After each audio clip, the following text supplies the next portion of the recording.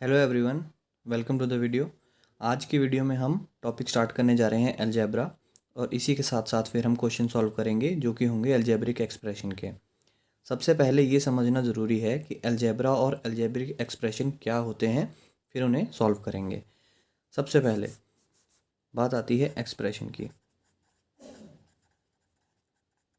Expression दो तरह के होते हैं। एक होता है मैथमेटिकल एक्सप्रेशन और दूसरा होता है अलजेब्रिक।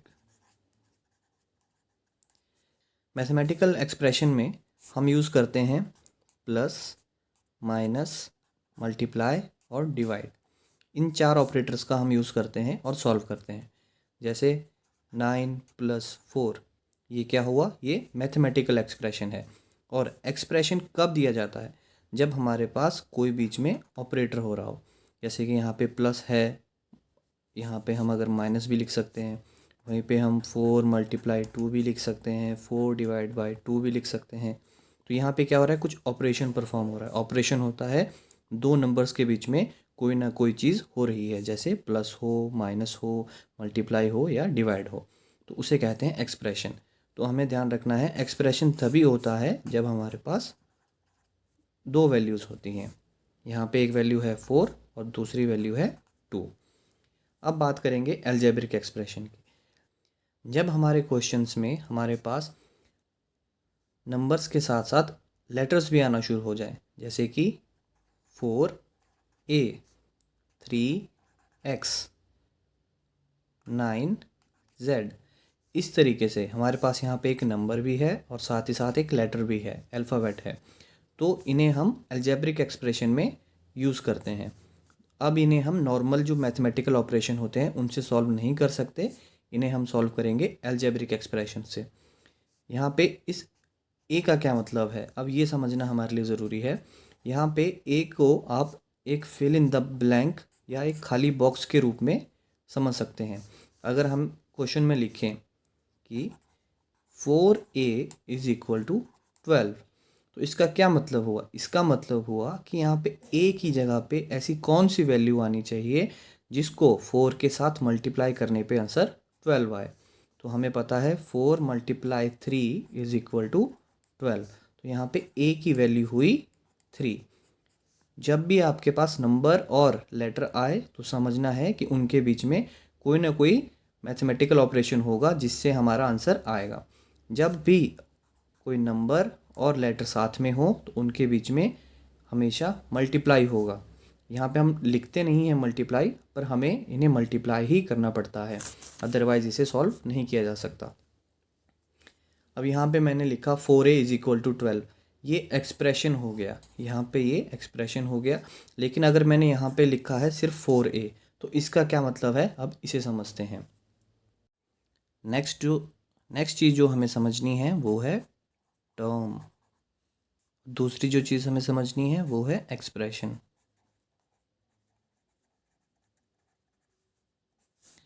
देखिए, टर्म्स जो होती हैं वो सिंगल सिंगल हो सकती है। जैसे पहली टर्म हो गई 4x, दूसरी हो गई 5। एक्सप्रेशन बनता है जब हम इन दोनों को कंबाइन करेंगे, इन दोनों को हम किसी भी ऑपरेशन के साथ कंबाइन करेंगे। जैसे मैंने यहाँ लिख दिया 4x + 5, अब ये एक एक्सप्रेशन बन गया। अगर मैं यहीं लिखता 4x - 5, तब भी ये एक्सप्रेशन ही रहता। तो टर्म्स क्या होती हैं? जो भी सिंगल सिंगल वैल्यूज़ होती हैं उन्हें टर्म्स कहा जाता है। और साथ ही साथ एक्सप्रेशन तब बनता है जब उनके बीच में कोई ऑपरेशन परफॉर्म होता है। जैसे मैं यहाँ लिख दूँ 9x 4y, और इन दोनों के बीच में अब एक्सप्रेशन कैसे बनेगा? इनका एक्सप्रेशन बनेगा 9x + 4y या फिर 9x - 4y। इस तरीके से हम इन्हें आपस में मल्टीप्लाई भी कर सकते हैं, 9x × 4y, या आपस में डिवाइड भी कर सकते हैं, 9x - 4y।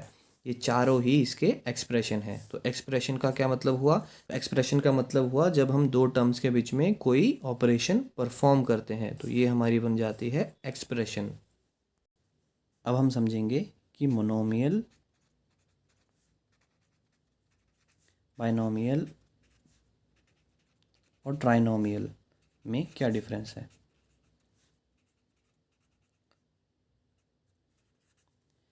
सबसे पहले हमें समझना है कि मोनो का मतलब होता है 1, बाय का मतलब होता है 2 और ट्राई का मतलब होता है 3। तो मोनोमियल क्या होता है? मोनोमियल वो एक्सप्रेशन होता है जिसमें सिर्फ और सिर्फ एक टर्म हो। हमने अभी पढ़ लिया कि टर्म क्या होता है। टर्म जैसे कि 4x, तो यहाँ पे क्या है, सिर्फ एक सिंगल टर्म है, इसलिए ये आया मोनोमियल में। 4x, 9y, 3z, इस तरीके से ये सभी मोनोमियल के एग्जाम्पल हैं। नेक्स्ट है बाइनोमियल। बाइनोमियल वो एक्सप्रेशन होता है जिसमें दो अलग अलग तरह के टर्म्स हों। जैसे मैंने अगर इसी का एग्जांपल लूँ, 4x प्लस 9y, यहाँ पे हमारे पास दो टर्म्स हैं और दोनों ही अलग अलग हैं। 3p माइनस 6z, यहाँ पे भी दोनों अलग अलग टर्म्स हैं और दो टर्म्स हैं, इस चीज़ का हमें ध्यान रखना है। दो टर्म्स मतलब बाइनोमियल। और ट्राइनोमियल मतलब जहाँ पे तीन टर्म्स हो। अब यहाँ पे हम सिर्फ पावर, अब अभी हमने पावर के बारे में नहीं पढ़ा है, वो हम नेक्स्ट टॉपिक में पढ़ेंगे। अगर मैं यहाँ पे लिख दूँ 3x प्लस 4y माइनस 2, अब यहाँ पे तीन अलग अलग टर्म्स हो गई, तो ये आ गया ट्राइनोमियल में। इन्हें नॉर्मली जैसे 2x² minus 3x plus 4y, तो ये हमारा ट्राइनोमियल में आ गया क्योंकि यहाँ पे तीन टर्म्स हैं ये। तो आई होप मोनोमियल, बाइनोमियल और ट्राइनोमियल में डिफरेंस पता लग गया हो। मोनोमियल मतलब सिंगल टर्म, बाइनोमियल में 2 टर्म्स और ट्राइनोमियल में 3 टर्म्स। अब बात आती है कि अगर 3 से ज़्यादा टर्म्स हो तो उसे क्या कहेंगे? उन्हें कहते हैं पॉलिनोमियल। इस तरीके, जब भी 3 से ज़्यादा टर्म्स आए उन्हें पॉलिनोमियल कह देना है हमने। तो अब बात करेंगे इनकी पावर्स के बारे में। जब हमने यहाँ पे लिखा x², तो इस x² का क्या मतलब है? x² का मतलब होता है कि यहाँ पे x को 2 बार मल्टीप्लाई किया गया है, x मल्टीप्लाई x। यहाँ मैं लिख रहा हूँ y², मतलब y मल्टीप्लाई y। तो जब भी दो सेम लेटर्स आपस में मल्टीप्लाई होते हैं उनकी पावर्स ऐड हो जाती है। तो यहाँ पे तो कोई पावर हमें दिख नहीं रही, तो जब भी किसी भी लेटर के साथ कोई पावर नहीं होती वहाँ पे पावर होती है हमेशा 1। तो इसकी पावर भी 1 है, इसकी पावर भी 1 है। जब दोनों को आपस में मल्टीप्लाई किया गया तो 1 + 1 हो गया 2, तो ये बन जाएगा x²। इस तरीके से अगर मैं यहाँ पे लिखूँ 2y² तो हम इसे कैसे समझेंगे? इसे समझेंगे हम 2 मल्टीप्लाई y, तो ये बन जाएगा 2y²। तो ये जो y के ऊपर लगी है 2, इसे कहते हैं पावर।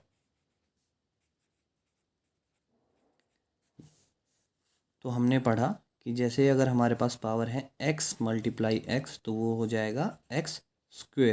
तो जब भी पावर 2 होती है उन्हें कहा जाता है स्क्वेयर। और वहीं पे अगर x मल्टीप्लाई x हो तो इन्हें कहा जाएगा x³। अब बात यहाँ पे ध्यान देने वाली ये है कि हम जब भी इन्हें मल्टीप्लाई कर रहे हैं तो इनकी पावर्स ऐड हो रही हैं, तो इसका आंसर आएगा x³, ना कि 3x। 3x कब आएगा? जब यहाँ पे होगा x प्लस x।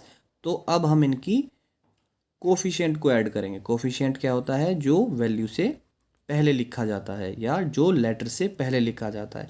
अगर किसी लेटर के साथ कोई कोफिशिएंट नहीं है तो उसे हमेशा 1 ही माना जाता है। तो यहाँ पे x के साथ कुछ भी नहीं है मतलब 1 है, तो 1 + 1 हो गया 3, इसलिए यहाँ पे आया 3x।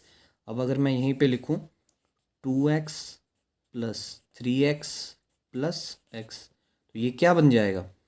2 + 3 5 + 1 = 6x। या सिंपली 2x हैं, 3x हैं, टोटल हो गए 5x प्लस एक और x, हो गया टोटल 6x। इस तरीके से। अब बात आती है लाइक टर्म्स और अनलाइक की। अगर मैं यहाँ पे लिखूँ 2x + 2x²। तो क्या अब हम इन टर्म्स को ऐड करेंगे? अब हम इन टर्म्स को ऐड नहीं कर सकते। क्यों? क्योंकि इनकी पावर्स जो हैं वो अलग अलग हैं। यहाँ पे जो x है इसकी पावर है 1, यहाँ पे जो x है इसकी पावर है 2। तो हमें इस बात का भी ध्यान रखना है कि ऐड वही होते हैं जिनकी पावर्स सेम होती हैं। इस तरीके से अगर वहीं हमारे पास क्वेश्चन होता 2x² प्लस 2x², तो हमें यहाँ पता लगता है कि दोनों की पावर सेम है। तो अब हम इन्हें ऐड करेंगे। ऐड करते टाइम क्या करते हैं? हम कोफिशिएंट्स को ऐड करते हैं। 2 + 2 4, और जो हमारा अल्फ़ाबेट होता है या लेटर होता है उसे हम वैसा का वैसा ही लिख देते हैं, 4x²। आई होप अब ये चीज़ आपको समझ आ गई हो। तो अगर हमारे पास यहाँ पे एक्सप्रेशन है 4x + 3y², तो क्या अब हम इसे ऐड कर सकते हैं? नहीं, इसे हम ऐड नहीं कर सकते। अगर मेरे पास एक्सप्रेशन है 4x + 3x, क्या हम इसे ऐड कर सकते हैं? कर सकते हैं। ये क्या बन जाएगा? 7 और x वैसा का वैसा ही। वहीं अगर मेरे पास एक और एक्सप्रेशन है 4x × 3x, तो अब यहाँ पे क्या होगा? अब यहाँ पे जो बीच का ऑपरेशन है, ऑपरेशन क्या हो रहा है? ऑपरेशन है मल्टीप्लाई का। सबसे पहले चेक करना है कि पावर सेम है। नहीं, मल्टीप्लाई में हमने पावर चेक नहीं करनी है, हमने पावर चेक करनी है सिर्फ और सिर्फ एडिशन या सब्ट्रैक्शन में। तो 4 × 3 कितना हो गया? 12। और मल्टीप्लाई में क्या होती हैं? पावर्स ऐड हो जाती हैं। तो x की पावर 1 + x की पावर 1, 1 + 1 कितना हो गया? 2, यानी कि 12x²। इस तरीके से हमें इसे सॉल्व करना है। तो आई होप अब आपको ये बेसिक चीज़ें समझ आ गई हों।